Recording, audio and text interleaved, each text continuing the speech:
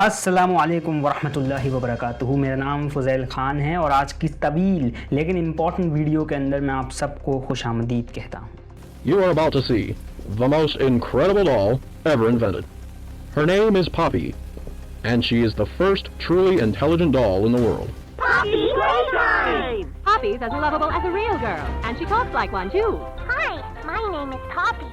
I love you. The following message is for all Playtime Company employees. At 11:01 a.m. Eastern Standard Time, an unknown hostile force was declared present within the Playtime Company facility. Personnel are to begin enacting emergency evacuation protocols immediately.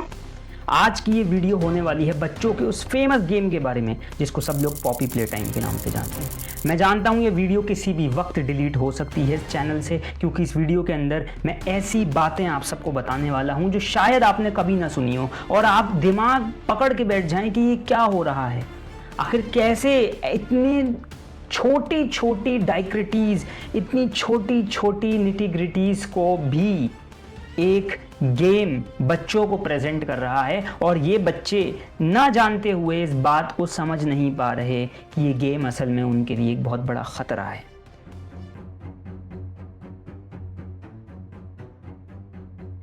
हमारी ये series है और इस series में सबसे पहले हम इस गेम को कवर करेंगे और इस गेम के पीछे छुपे हुए उस ग्रेट ऑर्डर के बारे में भी बात करेंगे जो जानबूझकर ये छोटी छोटी चीज़ें इन गेमों के थ्रू बच्चों तक पहुंचा रहे हैं। इस एपिसोड 1 के अंदर हम बात करने वाले हैं इस गेम की टाइमलाइन के बारे में और इस गेम की टाइमलाइन को हम समझेंगे एक दूसरे अंदाज के साथ ताकि हम वो पजल को जोड़ सकें जो हमें उस रास्ते तक ले जाएगा जहां से ये सब चीज़ें शुरू हो रही हैं। और इस सीरीज़ के आखिर में अगर आपने इस सीरीज़ को सपोर्ट किया तो मैं और ऐसी वीडियोस बनाऊंगा, ना सिर्फ इस गेम के ऊपर बल्कि और कई गेमों के ऊपर जो वाकई में बड़े ख़तरनाक लेवल पे पहुंच चुके हैं इस वक्त और वो पूरे इकोसिस्टम्स बन चुके हैं जहां पे हमारे बच्चे रोज़ अपना टाइम इन्वेस्ट करते हैं और फिर वहीं से कुछ एथीस्ट, कुछ एग्नोस्टिक इस टाइप के बच्चे निकलते हैं बचपन ही से और हम सोचते रह जाते हैं एज अ पेरेंट कि आखिर हमने गलती कहाँ करी है, आखिर हमारी गलती क्या है, आखिर हमने कभी सही तरीके से दीन को पहुँचाया भी है अपने बच्चों तक या नहीं पहुंचाया। असल में फॉल्ट कहीं ना कहीं आपका नहीं है, असल में फॉल्ट कहीं ना कहीं उन पावरफुल फोर्सेस का है जो आपके बच्चों को मजबूर कर रही हैं इस टाइप के गेम खेलने के लिए। खैर, अब हम वीडियो के अंदर जा रहे हैं और धीरे धीरे हम ये जानेंगे कि कैसे ये गेम बच्चों के लिए एक बहुत हार्मफुल गेम है। सबसे पहले हम अपने गेम्स को उन पुराने गेम से कंपेयर करेंगे जो हम 90s में खेला करते थे या फिर कुछ 2000s में खेला करते थे। सुपर मारियो हो गया, टीवी गेम्स हो गए, प्ले स्टेशंस हो गए, स्पाइडरमैन, फीफा। ये गेम वो गेम्स नहीं रहे। ये गेम्स बिल्कुल डिफरेंट हैं उन गेम्स के साथ, क्योंकि वो सिर्फ और सिर्फ प्लेइंग के लिए होते थे, अपने टाइम को, अपने लीजर टाइम को स्पेंड करने के लिए होते थे। लेकिन ये गेम्स अब बिल्कुल ही डिफरेंट रूप ले चुके हैं और ये गेम्स अपनी स्टोरी लाइन की वजह से फेमस हैं। यानी आपने अपने घर में अगर अपने बच्चे को गेम खेलता हुआ ना देखा हो तो एक चीज़ गौर ज़रूर करिएगा कि वो टीवी पर या मोबाइल पर उसी गेम का वॉक थ्रू देखता है, उसी गेम की स्टोरी लाइन समझता है, क्योंकि स्टोरी लाइन अब असल चीज़ है गेम की। उस गेम को खेलना कोई बड़ी बात नहीं है, उस गेम की स्टोरी लाइन में समझना, उस स्टोरी लाइन के अंदर रहना, वो इम्पॉर्टेंट चीज़ है। और आज हम उसी स्टोरी लाइन को समझेंगे कुछ रियल वर्ल्ड एग्जाम्पल्स के साथ, या यूँ कह लीजिए कि उस फिक्शनल स्टोरी लाइन को, इस गेम की फिक्शनल स्टोरी लाइन को हम कंपेयर करने वाले हैं कुछ रियल इवेंट्स के साथ जो असल में इस गेम से जुड़े हुए हैं। सबसे पहले मैं शुरू करूंगा कॉन्स्पिरेसी थियरी के साथ। हमें कॉन्स्पिरेसी थियरी बनानी पड़ेगी।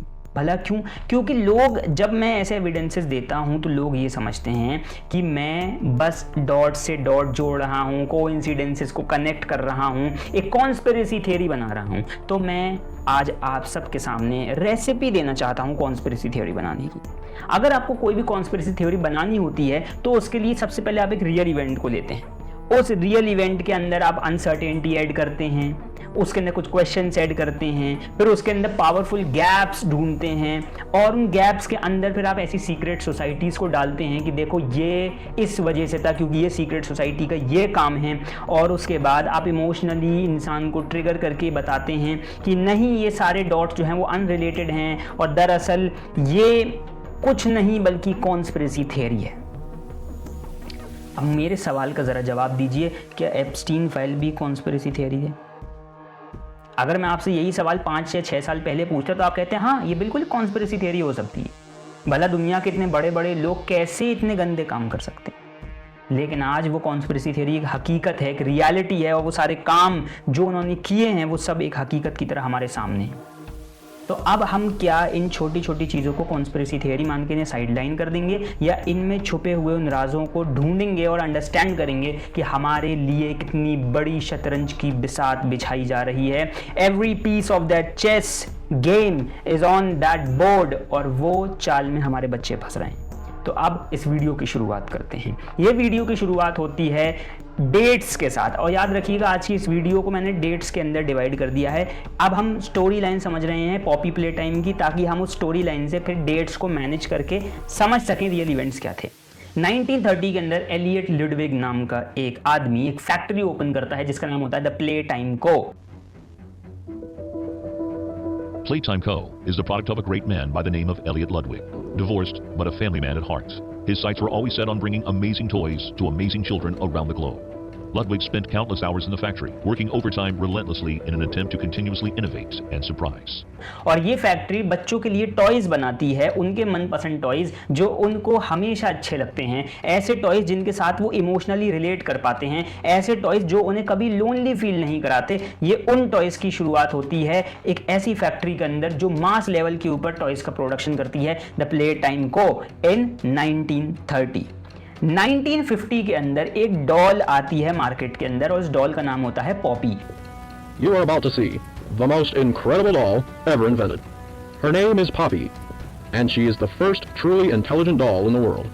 A little girl can talk to her. Poppy gives her answers. She is the first doll actually able to have a conversation with a child. Hard to believe? Just watch.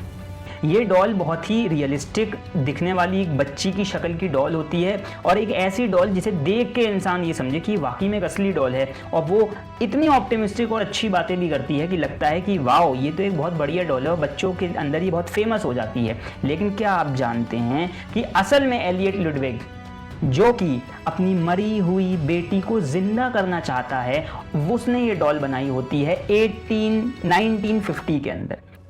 In the 1960s, an unfortunate family death had pushed Ludwig down to his lowest. But with so much ambition, he rose back up and continued to fulfill his vision for the Playtime Co. toy factory. Ludwig could never be content leaving a project unfinished. But just how did one man come to create such an astounding empire? How did he manage to stay determined even after suffering such a tragic loss? It all began in the fateful year of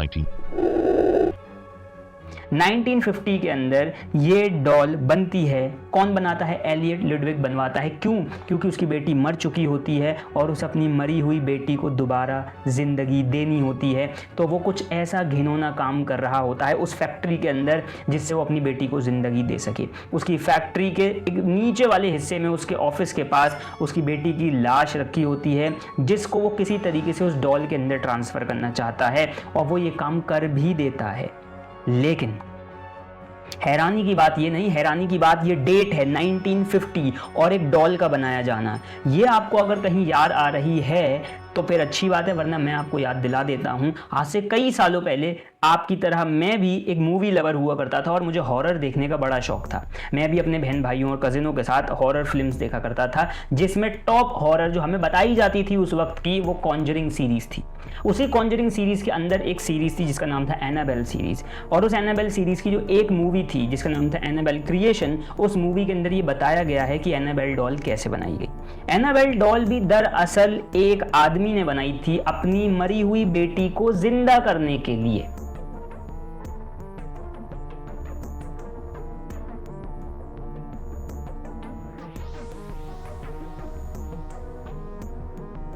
और इस मरी हुई बेटी को जिंदा करने वाला अमल उसने एक डॉल के ज़रिए किया, और वो रियलिस्टिक डॉल एनाबेल की शक्ल में उसने बनाई। और हैरानी की बात यह है कि यही सेम डॉल उसने 1950 को बनाई मूवी की उसके अनुसार।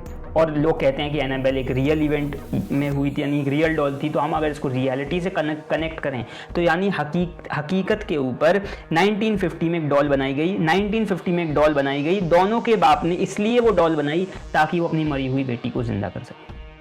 कितनी हैरानकुन बात है, राइट? लेकिन अभी भी आप यही कहेंगे कि अरे फौजैल ये तो कोइंसिडेंस है, ये तो एक कोइंसिडेंस है। ऐसा हो सकता है कि आप डेट को कनेक्ट कर दो और एक डॉल बने और एक सिंपल, और उस डॉल के ऊपर एक नाम हो गेम का, पॉपी प्ले टाइम, राइट, और इसी तरीके से एनाबेल के नाम पे एनाबेल की मूवी बनी हो, that could be a coincidence, right. Yes, that could be a coincidence. लेकिन अगली वीडियो के अंदर मैं आपको कुछ ऐसा बताने वाला हूँ जो इस डॉल वाली बात को और इस टॉय वाली बात को बड़ा सीरियस लेवल पे नोट करेगी। और वो बात कुछ ब्लैक मैजिक से, कुछ स्पिरिटिज्म से, कुछ सियान्स से रिलेटेड है। अगर आप इस सब चीज़ के बारे में जानते हैं तो कमेंट सेक्शन में लिखिए, और नहीं जानते तो अगली वीडियो का इंतज़ार करिए जहाँ पे मैं कनेक्ट करके दिखाऊंगा ये सारी चीज़ें एविडेंसेस के साथ। आगे बढ़ते हैं और 1976 के अंदर चलते हैं, जब एलियट लुडविग की फैक्ट्री बहुत अच्छे से टॉयज़ के प्रोडक्शन कर रही थी, और मास प्रोडक्शन के अंदर एलियट लुडविग को ये ख्याल आया कि क्यों ना हम ऑर्फन्स को अपनी ही फैक्ट्री के अंदर रखें, ताकि एक्सपेरिमेंटेशन जो हम अपने बच्चों के ऊपर करने वाले हैं, और मैं अपनी बेटी को भी जिंदा कर रहा हूं, उन एक्सपेरिमेंटेशन को हम और बेहतरीन तरीके से कर सकें। A smile is hope. A smile is love. A smile is understanding. And there is nothing more gratifying to my soul than being the reason for a child's smile.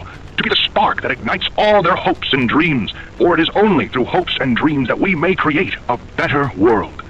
One where our children need not be afraid, one where they are protected. After all, this company and its toys are nothing without them. These children deserve to smile, they deserve to love, and they deserve a safe home. That is why it is with enormous pleasure that as the founder of Playtime Co., I announce Playcare.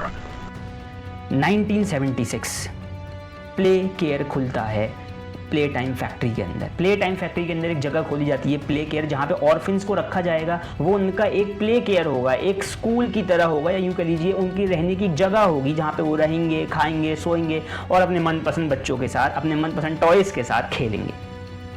1976 में एक बच्चा होता है जिसका नाम Oliver होता है, और उस ओलिवर को लुडविग अपना मुंह बोला बेटा बना लेता है, यानी अडॉप्ट कर लेता है। And Ludwig Oliver became Ludwig's stepson, और लुडविग उसको भी नहीं छोड़ता, उसको भी वो एक एक्सपेरिमेंट के अंदर कन्वर्ट करता है, ये जानने के लिए कि देखता हूँ पहले ओलिवर को कन्वर्ट करके कि क्या ये टॉय में कन्वर्ट हो सकता है। अगर ये हो जाएगा तो मैं अपनी मरी हुई बेटी को भी जिंदा कर दूँ टॉय के अंदर। अब ऑब्वियसली वो कोई स्पिरिटिसिज्म तो नहीं कर रहा था वहाँ पे, वो कोई काला जादू तो नहीं कर रहा था, वो कोई आत्मा को एक बॉडी से दूसरी बॉडी में तो लाना नहीं चाह रहा था। ऑब्वियसली वो एक फैक्ट्री चलाता था, तो इसका ये मतलब हुआ कि टेक्निकली वो कोई टेक्नोलॉजी, कोई जेनेटिक टेक्नोलॉजी का यूज़ कर रहा था उस जीन्स को उस टॉय के अंदर लाने के लिए, राइट।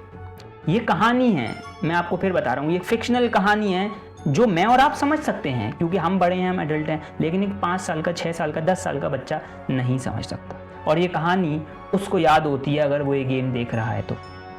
1976 में ओलिवर के ऊपर एक एक्सपेरिमेंट किया जाता है और उसको एक्सपेरिमेंट 1006 कहा जाता है, जिसका नाम होता है द प्रोटोटाइप। और ये प्रोटोटाइप और कोई नहीं बल्कि इस पूरी कहानी का विलन है। चैप्टर 1 से लेकर चैप्टर 4 तक प्रोटोटाइप को नहीं दिखाया जाता गेम के अंदर, बल्कि प्रोटोटाइप का सिर्फ एक हाथ दिखाया जाता है जो ऊपर से या नीचे से कहीं से भी आ जाता है, और या तो विलन्स को, जो कि छोटे छोटे विलन्स होते हैं, कैरेक्टर टॉय विलन्स होते हैं, जैसे कि हगी वगी, कैटनैप, मॉमी लॉन्ग लेग्स, ये सारे विलन्स के नाम हैं और टॉयज के नाम हैं जो चैप्टर 1, 2, 5 के अंदर आते हैं। चैप्टर 4 के अंदर, चैप्टर 4 तक प्रोटोटाइप को नहीं दिखाया जाता, लेकिन अभी रिसेंटली रिलीज हुए चैप्टर 5 के अंदर, जो कि अभी फेब 2026 में रिलीज हुआ है, इसके अंदर प्रोटोटाइप की शक्ल दिखा दी गई है। और उसके ऊपर भी हम तबसरा करेंगे अगली वीडियो के अंदर, क्योंकि वो बड़ी खतरनाक चीज़ जो दिखाई गई है वो इस बात को और क्लियर कर देती है कि ये एक दज्जाली फितना है, राइट। इसके बाद प्रोटोटाइप जो कि एक्सपेरिमेंट 1006 है, वो ओलिवर होता है और वो एक टॉय में कन्वर्ट हो जाता है, लेकिन हमें उस टॉय के बारे में कुछ नहीं पता होता। कहानी के अंदर से उसका एक हाथ नजर आता है। 1976 एक्सपेरिमेंट नंबर 1006 प्रोटोटाइप और प्रोटोटाइप का वो हाथ, राइट। ये 2-3 चीज़ें आपको याद रखनी है, खास करके प्रोटोटाइप का ये हाथ जो आपको नजर आ रहा होगा, ये याद रखना है। अब मैं आपको ज़रा रियल सिनेरियो में लेके चलता हूँ। 1976 4 जुलाई को इजराइल जो है वो एक मिशन बनाता है, जिस मिशन का नाम होता है ऑपरेशन थंडरबोल्ट। और ये ऑपरेशन थंडरबोल्ट के अंदर इजराइल अपने कुछ सोल्जर्स को भेजता है युगांडा। क्यों?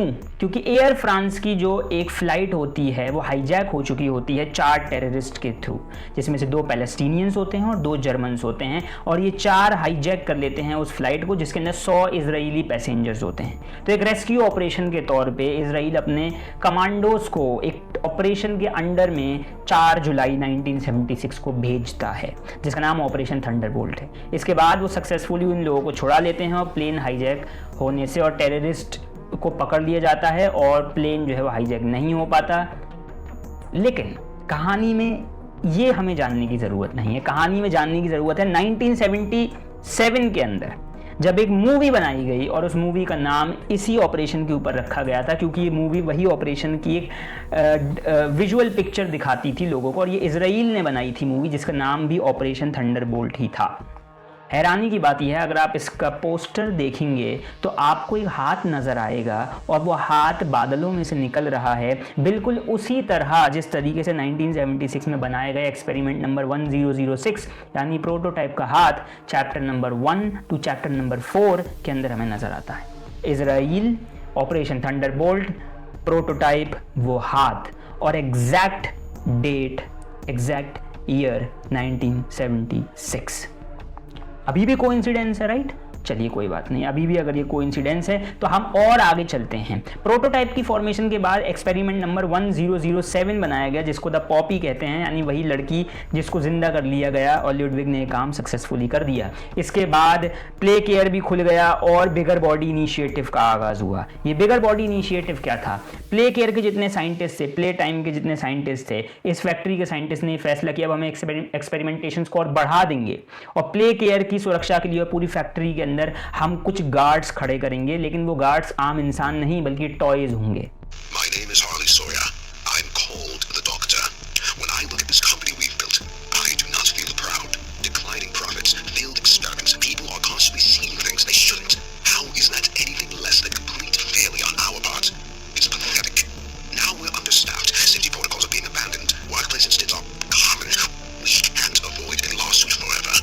We need to deal with all of these issues at once. I'm here now with a solution. The Bigger Bodies Initiative. और ये जाइंट टॉयज होंगे, यानी बड़े बड़े दिखने वाले टॉयज होंगे, और इन्हीं टॉयज को बनाने के लिए कुछ बच्चों का डीएनए, जो भी आप कह लें, जेनेटिकली हमें ट्रांसफ़र करना होगा इन टॉयज के अंदर, यानी उन बच्चों को टॉयज बनाना होगा। इसीलिए शुरू होता है 1990 के अंदर बिगर बॉडी इनिशिएटिव। और 1990 में बिगर बॉडी इनिशिएटिव शुरू करने से पहले फैक्ट्री 1984 के अंदर एक टॉय रिलीज करती है जिसका नाम होता है हगी वगी, और ये सब जानते हैं जिसने पॉपी प्ले टाइम खेला है या देखा है। हगी वगी सबसे फेमस टॉय होता है और वो बहुत फेमस होता है पॉपी के बाद, और वो इतना अच्छा टॉय लगता है बच्चों को कि लोग उसे हक करना चाहते हैं। हगी वगी के पीछे भी पूरी कहानी है जो हम अगली वीडियो में डिस्कस करेंगे, लेकिन आज की इस वीडियो के अंदर बिगर बॉडी इनिशिएटिव का आगाज़ 1984 में एक्सपेरिमेंट नंबर 1172 हगी वगी के बनाने के बाद शुरू होता है 1990 के अंदर। ये 2 डेटें आपको याद रखनी है, 1984, 1990।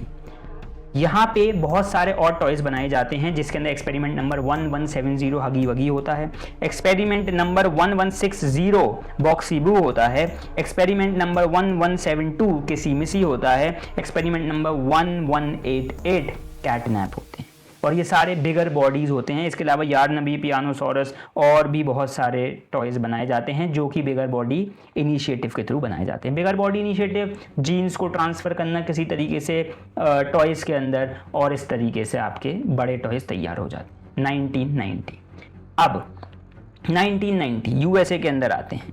दिसंबर 1984 के अंदर यूएस की जो गवर्नमेंट होती है वो ये फैसला करती है कुछ समिट्स के बाद कि हमें बायोलॉजी को एक नेक्स्ट लेवल पे ले जाना चाहिए, यानी इंसान का जो डीएनए है उसकी स्टडी हमें और बेहतरीन तरीके से करनी चाहिए, जिसका एक प्लान बनाया जाता है। और 1984 के अंदर ही ये प्लान तैयार किया जाता है कुछ समिट्स के बाद। 1990 के अंदर जाके यूएस जो है ग्रैंड प्लानिंग 15 साल की देती है और एक प्रोजेक्ट का डिक्लेरेशन करती है जिस प्रोजेक्ट का नाम होता है द ह्यूमन जीनोम प्रोजेक्ट। ये एक ऐसा प्रोजेक्ट है जिसके अंदर इंसानी जीन्स की स्टडी की जाती है, और जिसको नहीं पता जीन्स क्या होती हैं, वो डीएनए के अंदर जीन्स वो होती हैं जो हमारी बॉडी के अंदर क्रोमोसोम्स के अंदर होती हैं, और ये क्रोमोसोम डीएनए का पता लगाते हैं इस समय इंसानों के। तो इसको इस तरीके से समझिए। तो DNA different million billion peoples का टेस्ट होगा और देखा जाएगा कि किस तरीके से ये ग्रुपिंग हम कर सकते हैं डीएनए की बायोलॉजी की एडवांस स्टडी के लिए। हैरानी की बात बताएं कि 1990 जब ये काम शुरू हुआ यूएस के अंदर, 1984 जब इसकी प्लानिंग हुई, हगी वगी 1984 में बनाया गया और 1990 में बिगर बॉडी इनिशिएटिव शुरू हुआ। टाइमलाइन फिर से कोइंसाइड कर रही है, लेकिन ये भी कोइंसिडेंस हो सकता है, राइट।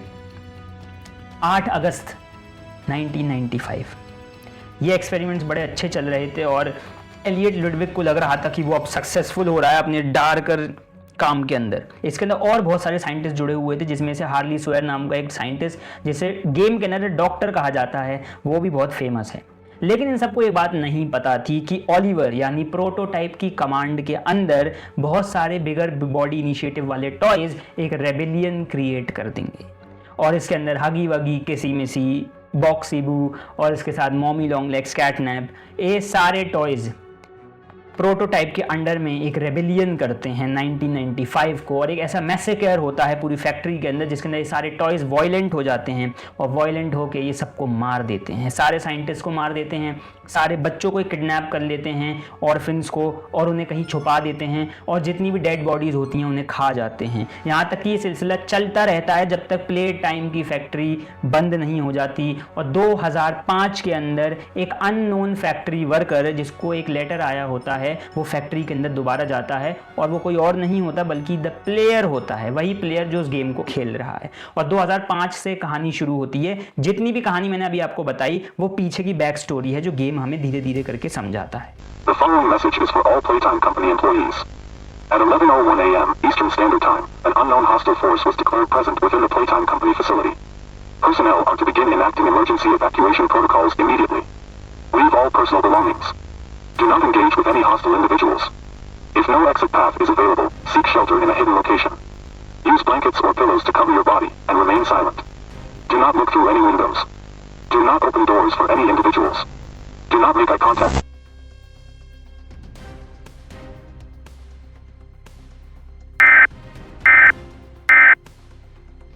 1995 ये साल बड़ा ख़तरनाक साल था, राइट। किसके लिए? द आवर ऑफ जॉय, इस गेम के लिए। लेकिन अब रियल लाइफ में इसका कोई कनेक्शन तो होगा नहीं है। जुलाई 1995 में स्क्रैबनिका के अंदर या सेबेरनिका, जो भी आप इसको पढ़ना चाहें, ये एक टाउन है जो कि साइबेरिया और बोस्निया के आसपास मौजूद था। यहाँ पे हम 1995 बोस्नियन वॉर के अंदर आ चुके हैं।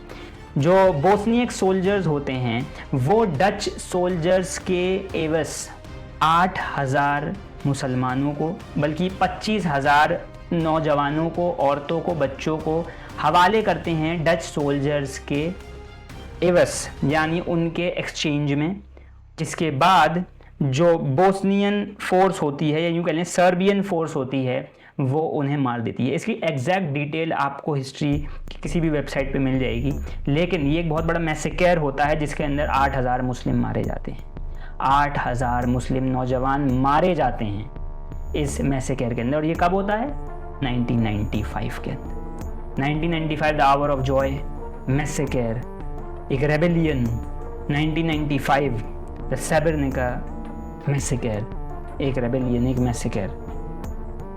और इस साल में मैसेकर रुकते नहीं हैं, बल्कि अप्रैल 1995 में, 1995 में कहीं वो मैसेकर भी होता है। अब इसके बारे में भी पढ़ सकते हैं। और अगस्त 1995 में, जिसमें ये आवर ऑफ जॉय हुआ था, उसी टाइम में ऑपरेशन स्टॉर्म होता है। ये भी एक बड़ी झड़प होती है जो क्रोएशिया और बोस्निया के बीच में होती है, क्रोएशियन वॉर ऑफ इंडिपेंडेंस के थ्रू। ये भी एक मैसेकर, ये साल मैसेकर से भरा हुआ है। लेकिन हमें एग्जैक्ट उस डेट को जानना है जिस डेट के अंदर कुछ ऐसा होता है जो कि फिर से इजराइल से रिलेटेड है। 8 अगस्त 1995 यूएस के लीडर को ऑफिशियली अरेस्ट कर लेती है और इजराइल गाजा स्ट्रिप को बंद कर देता है। ये वो चीज़ें थीं जिसके बाद जाके ऑस्लो ट्रीटी साइन हुई थी, जिसे ऑस्लो अकॉर्ड्स कहा जाता है। जिसने पैलेस्टाइन और इसराइल के बीच की हिस्ट्री पढ़ी है वो ऑस्लो अकॉर्ड्स के बारे में जानता हो। इससे पहले जो इजरायली सोल्जर्स होते हैं वो धीरे धीरे टेरिटरी पे अपना कब्जा जमा रहे होते हैं। जो इजरायली सेटलर्स होते हैं, जो बाहर से आके सेटल हुए होते हैं इजराइल, वो धीरे धीरे पैलेस्टाइन के सेल्फ रूल को कंडेम करना शुरू करते हैं, प्रोटेस्ट करते हैं। इनके बीच में बहुत सी झड़पें होती हैं, बहुत ज़्यादा बॉम्ब्स गिरते हैं और धीरे धीरे करके गाज़ा की स्ट्रिप को बंद करने की बात की जाती है। किसकी वजह से? क्योंकि उस टाइम पे वाहिद एक ऐसी ऑर्गेनाइजेशन होती है पॉलिटिकल जो कि इस काम को रोकने पे आमादा होती है। But with the help of US, with the help of Israel, Gaza block हो जाता है। 8 अगस्त 1995 के अंदर यूएस जो है ऑफिशियली लीडर को अरेस्ट कर लेती है और इजराइल को फिर एक मौका मिल जाता है अपनी डिप्लोमेसी, अपनी सो कॉल्ड पॉलिटिकल पावर को एक्सरसाइज करने का। ये सिर्फ और सिर्फ 8 अगस्त की बात नहीं बल्कि पूरे अगस्त की बात है 1995 के साल में। अगर आपको इसके बारे में डेप्थ में पढ़ना है तो एक डॉक्यूमेंट में डिस्क्रिप्शन में डालूंगा, इस डॉक्यूमेंट को पढ़िएगा तो आपको एग्जैक्टली एक डेट पे क्या क्या चीज़ हुई उसके बारे में पता चल जाएगा। क्योंकि हमारा टॉपिक वो नहीं है इसलिए हम आगे बढ़ते हैं। अब आप सोचेंगे कि यार ये क्या बात हुई, मतलब बस इतना सा कोइंसिडेंस था, इतना सा कोइंसिडेंस रियली? यानी आपको ऐसा लगता है कि जिस गेम के पीछे इतने सारे साइकोलॉजिस्ट लगे हैं और वो सारे के सारे साइकोलॉजिस्ट एश्केनाज़ी ज्यूज़ हैं या फिर एवेंजलियन क्रिश्चियंस हैं, या जो इस गेम के डेवलपर्स हैं वो ज्यूज़ हैं, या फिर इस गेम के जो क्रिएटर्स हैं जो 2 भाई हैं वो LGBTQ+ हैं, या फिर जिसने ये स्क्रिप्ट लिखी है आइजैक क्रिस्टोफरसन वो एक एश्केनाज़ी ज्यू है, तो फिर वाकई में एक कोइंसिडेंस हो सकता है। क्योंकि कोइंसिडेंस के लिए बस इतना ही काफ़ी है कि हम इस पूरी चीज़ को कॉन्स्पिरेसी थ्योरी कह दें और इस पूरी चीज़ को हम डिस्कार्ड कर दें। लेकिन आपको ये बात समझनी ज़रूरी है कि ये हकीकत है, ये कोई फिक्शनल कहानी नहीं हो रही। ये गेम एक साइकोलॉजिकल ट्रैप है, ये गेम एक दजल है, ये गेम दज्जाल का एक मोहरा है। Just like any other pawn, it's a pawn in the chess board जो कि ये काम कर रहा है और इसका टारगेट हमेशा की तरह बच्चे हैं। सिर्फ मुस्लिम बच्चे नहीं, दुनिया का हर एक बच्चा। मुझे आज भी याद है 2020 के करीब मैंने स्ट्रेंजर थिंग्स का पहला सीज़न देखा था, या शायद 2021 में जब भी वो रिलीज़ हुआ था। स्ट्रेंजर थिंग्स सबने देखी होगी, सबने सुना होगा, नेटफ्लिक्स की बहुत फेमस सीरीज़ है। क्या उसके अंदर एक्सपेरिमेंटेशंस, साइंटिस्ट, एक पैरेलल वर्ल्ड के बारे में बात नहीं हुई? क्या उसके अंदर किसी जेनेटिक ट्रांसफॉर्मेशन की बात नहीं की जा रही? क्या उसके अंदर किसी स्पेशल पावर की बात नहीं की जा रही? क्या उसके अंदर किसी मीडियम की बात नहीं की जा रही? अगर आपको अभी भी ये लगता है कि ये सब चीज़ें कोइंसिडेंस हैं, so you have to better understand this, that you need to have that critical thinking। आपके अंदर वो क्रिटिकल थिंकिंग होनी चाहिए।